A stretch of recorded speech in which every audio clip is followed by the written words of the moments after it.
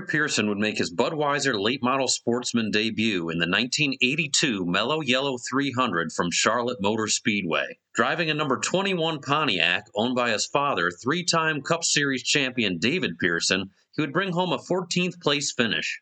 Making 2 additional starts before season's end, he would earn the first top 10s of his career, claiming a pair of 8th place finishes coming at Bristol and the return trip to Charlotte.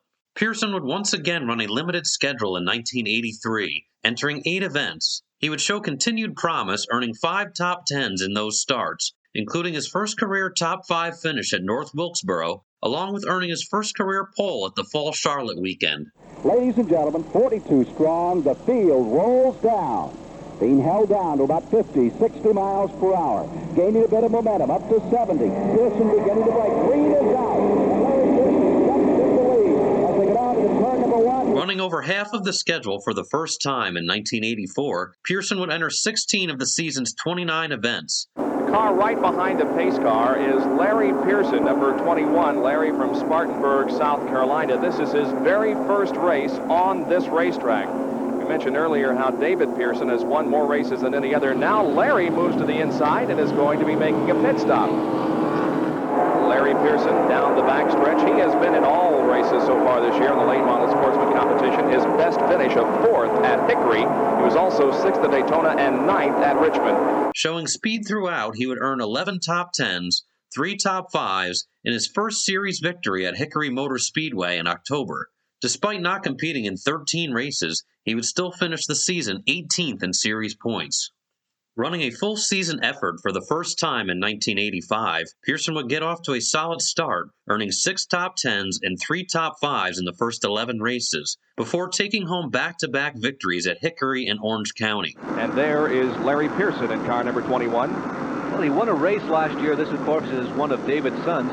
He began this race in 19th position in the Chattanooga Chew Pontiac. He qualified at 112.5 miles an hour, and he's been steady, he's been consistent, and suddenly, after all these yellow flags and Morgan Shepherd's wreck, he finds himself in 5th position. He would keep up the torrid pace throughout the remainder of the season, only finishing outside of the top 10 3 more times. Following a second-place finish in the season finale at Martinsville, he would close out the year 3rd in points, 155 markers behind Jack Ingram, having earned 19 top 10s, 15 top 5s, and 2 wins in 27 starts. His 1986 season would start off slow with an engine valve failure at Daytona and a crash at Rockingham, though the bad luck would not hang around for long. Beginning at race number 3 from Hickory Motor Speedway, he would go on a tear for the rest of the season, only finishing outside of the top 10 5 times throughout the remaining events. And I think we have an interview with Larry right now. It's awful hard to run, with my name, especially when I first started running. But, everybody expected me to go out and win races and have top-notch equipment. But, if you put a rookie driver in a first-class car, then he's not going to do as well. I had to learn, take my bumps and my licks and all that and get experience. That's the main thing. But, now that I'm established in this division, then, it's not too bad. Pressure's not really on me right now. After snagging a victory at Orange County Speedway on October 28th, he would move into 2nd in points behind Brett Bodine, eventually overtaking the points lead the following week at Charlotte. He wouldn't look back over the final 2 races, holding on to claim his first series title, finishing with season totals of 24 top 10s, 17 top 5s, and 1 victory in 31 starts. Pearson would kick off his title defense with a 3rd-place finish in the season opener at Daytona, before clicking off 4 additional top 5s by the end of May. He would snag his first victory of the season at Indianapolis Raceway Park in the series' 10th round. Continuing a hot streak throughout the summer, he would claim victories at Jefferson and South Boston in July, and would click off 3 wins in a row during August, taking home the checkers at Orange County, Bristol, and the return trip to Jefferson. 13 have graced victory lane this year, but 1 has had a definite edge on this highly competitive series. Larry Pearson has never looked like a big winner in his career until now. Running a careful yet aggressive race, the defending champ was poised to race down the stretch and picked up his 5th win this year and lengthened his already significant points lead. Rounding out the season with 3 additional top 5 finishes, he would claim his 2nd series title by nearly 400 points over Jimmy Hensley, finishing out the year with 6 wins, 13 top 5s, and 20 top 10s in 27 starts. 1988 would start off a little less consistent than his previous campaigns, finishing outside of the top 10 in 5 of the season's first 8 events. Larry Pearson, the defending Busch Grand National champion, but is 13th in points this year going into this event with only 2 top 10 finishes. He was 6th at Hickory and 7th at Darlington. Hopefully, the racetrack will come to us when it gets hot. But, those Winston Cup guys, you really got to worry about them being back there with you because, they're going to come up and they're going to run you hard. So, you just got to be ready for them. One of the local Chevrolet dealers by the name of Dale Earnhardt says you bought some parts from him and didn't pay for them, so he's going to repossess them today. Yeah, we were building a short track car, and we didn't have any tail light extensions, so got in touch with Dale, and he sent us some, and with all that money he's got, we didn't figure we had to pay him for them, so he said up here at Bristol, he's going to get them back either on the track or somewhere or another, so I'll be looking for him to come up behind me and get his tail lights. Well, Earnhardt said he's going to knock those real tail light extensions off. Impressive qualifying run for Larry Pearson, over 117 miles per hour. So impressive, this car would actually start 4th in tomorrow's Winston Cup event. Fortunes would turn around at South Boston, where he would claim his 11th career victory and kick off a string of races where his only finish worse than 4th would be a crash at Charlotte. Overall, he would run strong throughout the summer, picking up additional victories at the return trips to South Boston and Bristol. Larry Pearson, who was one of the fastest cars in practice, he was a little disappointed with his qualifying. He said he set the car up too loose, but he was definitely one of the fastest cars in practice, and he qualified in the 7th position, but he's already up to 3rd. I think he's the fellow to beat here tonight. Well, Larry has certainly closed in the gap now between himself and Mark Martin as Mark Martin closes in on Tommy Yellow. Now you see Larry Pearson drawing closer to our leader, Tommy Ellis, and Larry would like to lead but can't do it into turn number 1. Let's see what happens. It's pretty obvious that Larry has the fastest car. He is bumping all over the place. Meanwhile, Mark Martin says, you guys do that, and I'm going to pass you all, but he cannot. But now 5 cars are running right together. Let's see what Larry Pearson does going down into turn number 1. He and Tommy Ellis are side by side, but Larry Pearson grabs the lead. Here comes Mark Martin. So at the moment, there are 25 cars on the lead lap. Let's see if Larry can put him a lap down. Indeed, he does. Look how well that car handles. He just dipped down on the inside, stepped on the accelerator, and moved right away. He is really getting around this racetrack.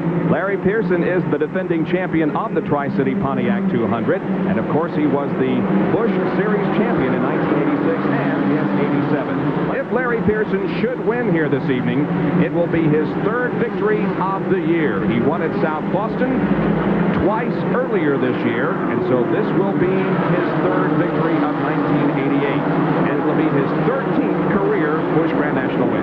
Well, he's coming up on a little traffic, but Jack Ingram moved down out of his way, gave him plenty of racing room. Here he comes off corner number 4. Larry Pearson wins the Tri-City Pontiac 200 for the 2nd consecutive year. It is Mike Alexander finishing 2nd. Dale Earnhardt wound up 3rd. Well, Larry, congratulations on a tremendous win tonight. Thanks, Jerry. I knew we had a good car. We just messed up just a little bit qualifying. Didn't qualify as good as we wanted to, but once we got out there in front, it was clear sailing from there. But right there toward the end, Mike Alexander, he really scared the heck out of me. I didn't know if he was saving something or not, but I was running just as hard as I could go. What happened on that last restart? The car seemed to get sideways coming out of 4. Yeah, Ellis has been running me pretty hard, trying to make up one of his laps, and I wanted to get the jump on him, but I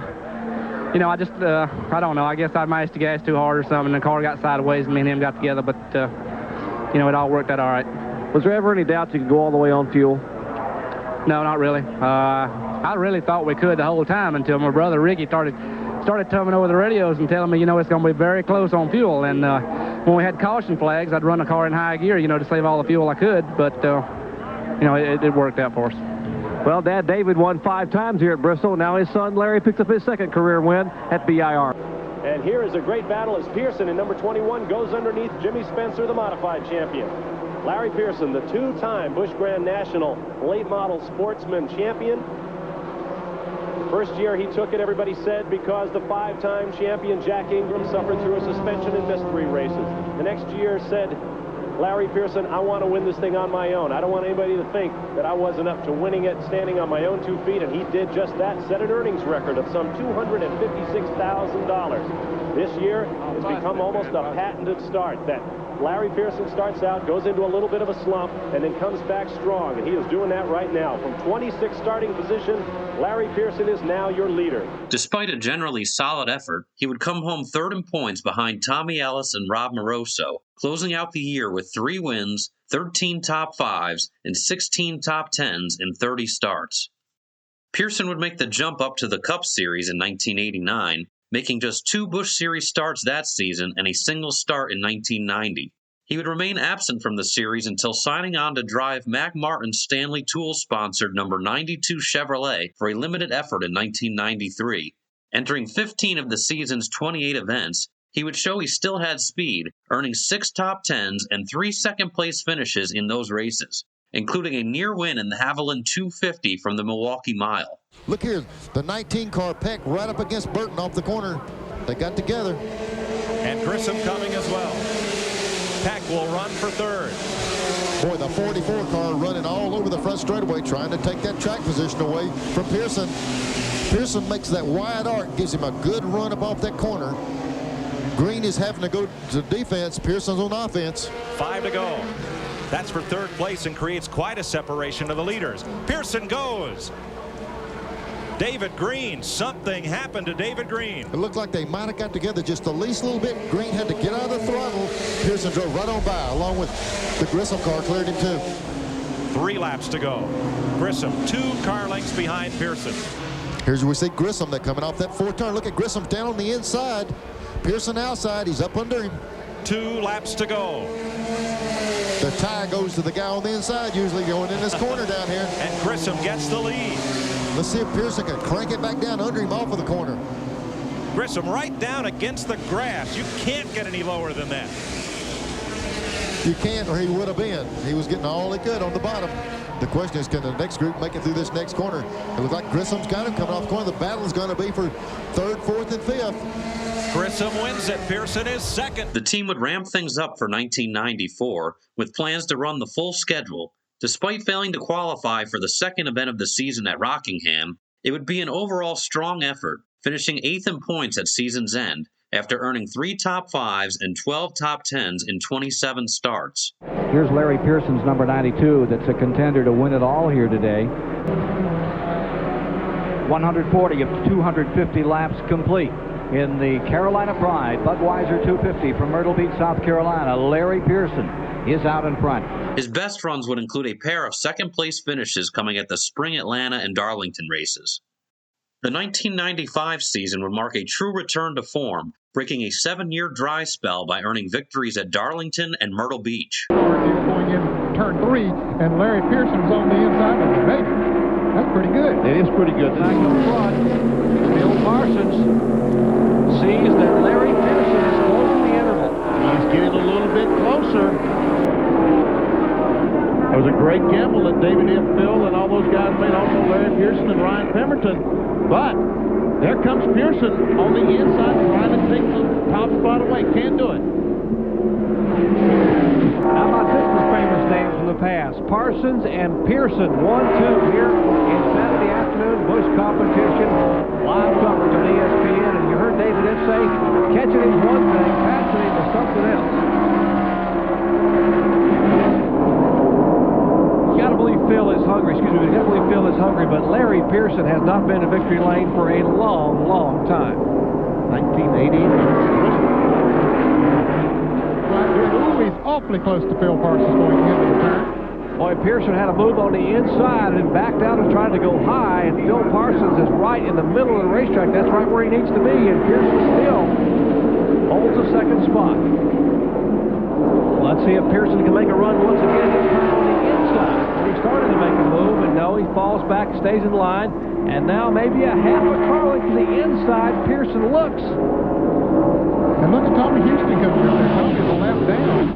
And here comes Pearson. Is he have enough on the inside this time? Yes. And Larry Pearson has taken the lead in the Stanley Tools Chevrolet. About no one hungrier for a victory than Larry Pearson, not just overall, but at this track in particular. 13 races here. Larry has finished 91% of the possible laps that he could have run. He's compiled 2 top 5s, 8 top 10s. got the 10 to go last time by, John, and you know, this is where his dad David was so successful. 10 wins for David Pearson at this track, too tough to tame, and boy, wouldn't it be nice for David here being on hand to watch his son race and Larry to get his foot on the neck.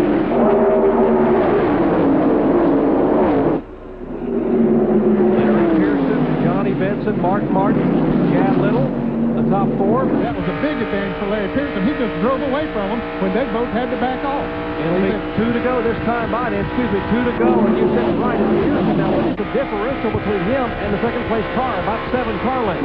Best thing that could have happened to Larry Pearson, he looked up and said, do that one more time, guys, and this thing will be over. One more lap, just one more. Final lap for 41-year-old Larry Pearson, second-generation driver, and will a Pearson go to victory lane once again here at Darlington, you guys? Yes. Larry Pearson takes the victory, his first ever at Darlington Raceway. Unbelievably, guys, Ned, I mean, he did it, and it wasn't easy. No, it came from 36th position. So I tell you, that's impressive here at Darlington. Larry, congratulations. It's been a long time, and you finally got one here at Darlington. Yeah, it's about time, huh? We won a lot of short tracks, but this is the first super speedway for me, and first win ever for Martin Motorsports and Stanley Tools. You know, they've been great for us. We picked up associate Buzzsaw Apparel out of Charlotte, but you know, the Stanley people, they stood behind us the whole time. We've had some disappointments at the start of the year, but I knew things would come around. Well, thank you, Steve. What a story here. 200th career start for two-time Grand National champion Larry Pearson. How is the arm as you get ready to go? Well, Ken, it's a little sore here on the short track. The tires seem to be a problem this week. They're wearing out pretty fast, and you're constantly having to fight the wheel, and that's putting a little pressure on it, so it's a little sore, but other than that, I think we'll be all right. Good luck to you today with this Stanley Tool car. For third, McLaughlin in the 34, Larry Pearson in the 92 trying to take it away. Talk about folks that won their first race at Myrtle Beach. You can put down the names Elton Sawyer, Rob Moroso. You may see it again today. Look at Larry Pearson hug the bottom. That may tell you about that shock right there. Just can't get that bite where he wants it. Right. And Larry, just broken wrist and all, just eases on by. Larry Pearson, who still has a shot at a third national title and knows it's time to make that charge to the front if he wants that national crown again. Leaders, front three cars, all in a bundle. Green, Jason Keller 57, and Larry Pearson 92. What Larry Pearson said about going for the lead, he's on the outside making the move. Number 92 rolls up on the outside of Jeff Green. Crowd is on its feet and cheering. Pearson. He's pushing on. Yeah, pushing on Green down the main straightaway. Letting him know he is there. It's been since Darlington that Larry Pearson's tasted victory. His best finish here at the beach, second in 88. Another update on these top runners. Here's Steve. Ken, we've been told that Doug Hemron is being black flagged and forced to come in the pits. His crew is ready and standing by. Again, you've been black flagged. Larry Pearson took the lead. The 86 and 87 Grand National champion looks like he's back in form, broken wrist and all, going for his 15th Grand National win. Larry Pearson is rolling. We're into the final 10 laps, folks. In the Carolina Pride, Red Dog 250. He came into this race 8th in points. He's going to make a big move in the point battle this year. I was talking to him yesterday about the points, and he says, well, you know, I can still win it if I can win just one race. And the finish, a couple said, I'll be right up there close with him. Very happy about this team. He has said, I can't remember ever being this excited. Of course, those Pearsons never look excited. Everybody knows that. They could be jumping up and down, but it's only inside. But he said, my confidence is back, and it sure looks like it today. Max Martin, the owner of that team, Larry said he gave me a chance when many people thought I was done. Boy, is he paying that off today. 1988, Larry Pearson came here and finished second. That's his best performance today. Boy, has he driven a smooth race. A couple to go for Larry Pearson. The 200th start for Larry Pearson. One of the greatest names in NASCAR stock car racing. Pearson's headed back for victory lane today and on the track where the Pearsons became famous. decades ago. 41-year-old Larry Pearson going for his 15th career win. He has said, I have the fire inside to show everyone I can still win races.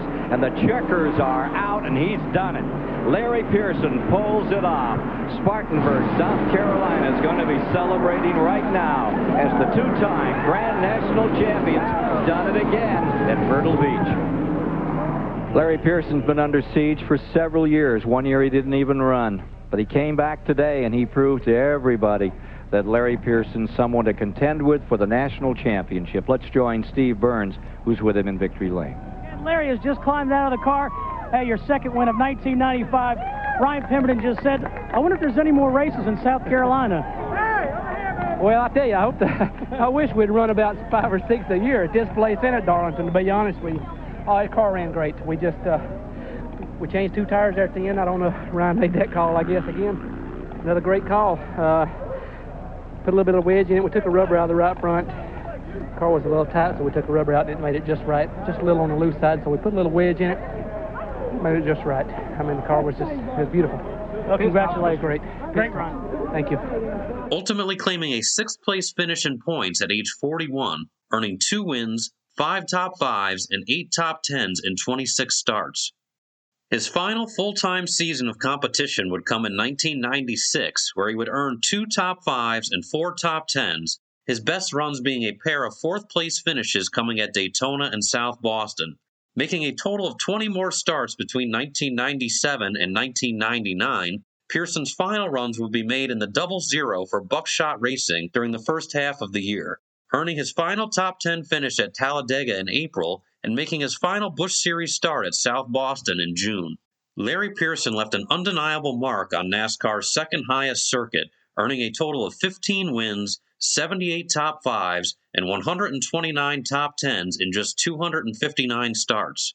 His 2 championships also tie him for the most overall in the history of the series as of the recording of this video, cementing his status as one of the marquee stars of the Busch Grand National Series.